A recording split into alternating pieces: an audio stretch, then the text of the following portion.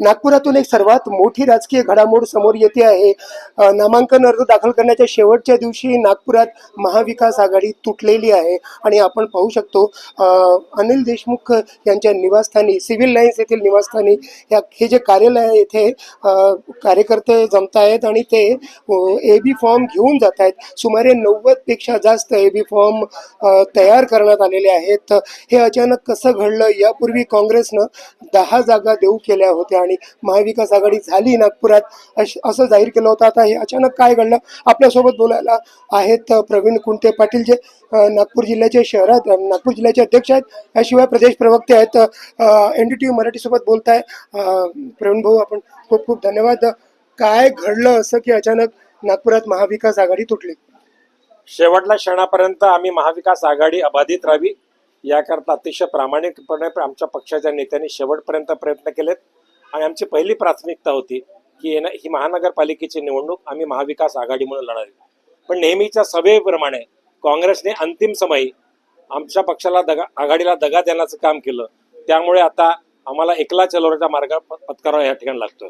तुम्ही किती जागा मागितल्या होत्या आणि ज्या पद्धतीनं आमदार विकास ठाकरे, जे शहर काँग्रेस कमिटीचे अध्यक्ष आहेत, त्यांनी 10 जागा दिल्या आणि महाविकास आघाडी झाली असं जाहीर केलं होतं, मग माशी कुठे शिंकली? जागेचा कुठेही विवाद नव्हता आणि ज्या काय जागा आमच्या वाट्याला यायच्या होत्या त्यावरती काँग्रेस पक्षाचं एकमत झालेलं होतं। पण त्यांच्या नेहमीच्या सवयीप्रमाणे मी तुमच्या माहिती करतो म्हणून सांगतो, माझ्या मनात व्यक्तीचा सुद्धा संशय होताच की शेवटला प्रसंगी काँग्रेस आपल्या सवयीप्रमाणे दगा देईल आणि जाणीवपूर्वक कुठेतरी एक पॉलिटिकल षडयंत्र आहे या ठिकाणी काँग्रेस पक्षाचं बाजूला सारायचं जाणीवपूर्वक केलेली ही कृती काँग्रेस पक्षाची असं मला वाटतं। म्हणजे काय झालं? कुणाचा फोन आला? काय सांगू शकाल आपण? त्या वाटाघाटीच्या चर्चेमध्ये मी नव्हतो, पण जे आमच्या पक्षाचे जे काही 3-4 प्रमुख नेते शहरातले आहेत, शहराचे अध्यक्ष असतील, आमचे राज्याचे गृहमंत्री असतील आणि बाकी 3-4 वरिष्ठ मंडळी त्या चर्चेमध्ये होती आणि कालपर्यंत हे ठरलेलं होतं की आम्ही आमच्या जागा आम्हाला द्यायच्या, सेनेच्या जागा सेनेला द्यायच्या आणि महाविकास आघाडी म्हणून निवडणुकीला सामोरं जायचं।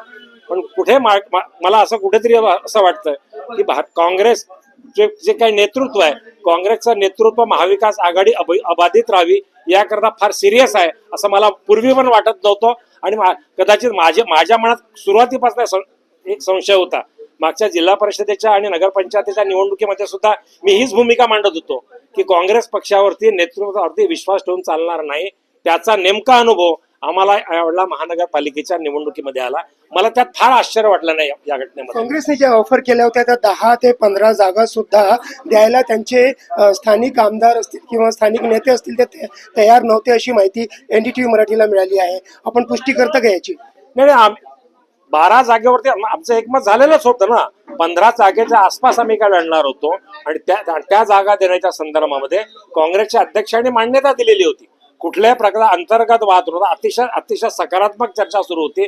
पण अंतिम समयी पहाटेच्या वेळेला काँग्रेस पक्षाने निर्णय घेणं की आता आमची आघाडी होऊ शकत नाही, कुठेतरी मला असं वाटते कुठेतरी एका अदृश्य शक्तीचा कोणातरी हात या ठिकाणी मला दिसतोय।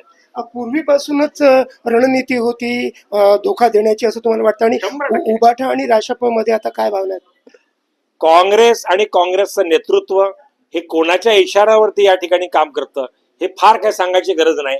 नागपूर शहराच्या सर्व जनतेला माहित आहे की काँग्रेसचं नेतृत्व कोणाच्या इशाऱ्यावरती या ठिकाणी काम करतं। याचा आघाडी तुटण्याचा फायदा कोणाला मिळणार आहे? कुणाला मिळणार आहे? काय याला हे राजकीय भाजपला मिळणार आहे? आघाडी जर तुटत निश्चितपणे भारतीय जनता पार्टीला असा फायदाच आहे ना। आणि भारतीय जनता पार्टीला कोणाला फायदा पोहोचवायचा आहे? काँग्रेस पक्षामध्ये भारतीय जनता पार्टीचे जे कोणी स्लीपर सेल असतील त्या स्लीपर सेलचा ही आघाडी तोडण्यामध्ये महत्वाचा रोल आहे असं मी जबाबदारीने माझं विधान करतो। एक शेवटचा प्रश्न, किती जागा लढणार? किती एबी फॉर्म? आमची माहिती आहे की 90 पेक्षा जास्त एबी फॉर्म तयार झाले। काल रात्रीपर्यंत आम्ही आघाडीच्या चर्चेमध्ये होतो। आघाडीच्या तिकीट वाटपांमध्ये ज्या जागा आम्हाला येतील ते एबी फॉर्म कालपर्यंत आम्ही इश्यू केलेले नव्हते।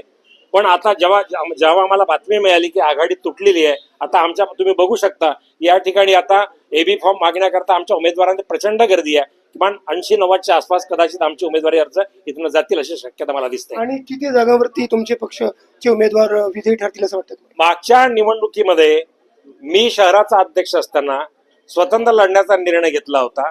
त्यावेळेला आमच्यामुळं आघाडी न झाल्यामुळं 23 जागेवरती काँग्रेस पक्षाला फटका बसला होता. आम्हाला असं वाटत होतं की मागच्या महानगरपालिकेच्या निवडणुकीच्या निकालातनं काही शहाणपण येईल काँग्रेसच्या नेत्यांना, पण मला असं वाटतं की त्यांच्या पक्षात जे काही भारतीय जनता पार्टीचे जे स्लीपर सेल बसले आहेत त्या स्लीपर सेलला बिलकुल वाटत नाही की या ठिकाणी भारतीय जनता पार्टी पराजित व्हावी. त्यांनी केलेलं कृत्य, त्यामुळे या ठिकाणी आघाडी तुटली. आघाडी तुटल्याचा जास्त फटका कुणाला बसेल? निश्चितपणे काँग्रेसला बसणार आहे आणि याचा फायदा भारतीय जनता पार्टीला होईल. खूप खूप धन्यवाद. तर प्रवीण कुंटे पाटील सांगतायत की महाविकास आघाडी नागपुरात जी तुटलेली आहे त्यामागे कुठेतरी भाजप धार्जिण काँग्रेसचे जे काही नेते आहेत असा त्यांचा दावा आहे. त्यांच्यामुळे स्लीपर सेल आहे, त्यांच्यामुळे ही तुटलेली आहे आणि याचा फटका काँग्रेसलाच बसेल असं त्यांनी भाष्य केलेलं आहे. संजय तिवारी, NDTV मराठी, नागपूर.